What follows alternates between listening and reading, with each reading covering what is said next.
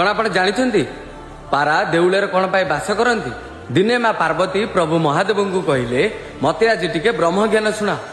महादेव कहले हो ठीक अच्छी जदि तुम ब्रह्म ज्ञान शुणा कौच ताहले एकांत जगह को जीवा पड़ो।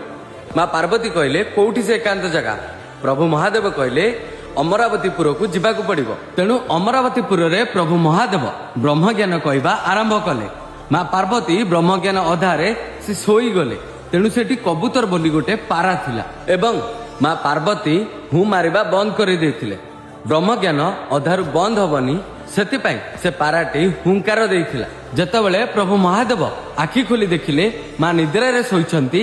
प्रभु क्रोधांगन हेई कहले किए से दुर्बृत्त जे मो ब्रह्म ज्ञान रे हुंकार देला मो सामना को आस नले मु भस्म करदेवी। पाराटी तत्क्षणे प्रभुଙ୍କ पाद तले शरण पड़ी कहिला कि प्रभु माँ निद्रा रे शोइथिले ब्रह्म ज्ञान अधारु बंद हबनी सेतिपाई मु हुंकार देइथिले। प्रभु जहा दंड दबा कथा मते दियंतु।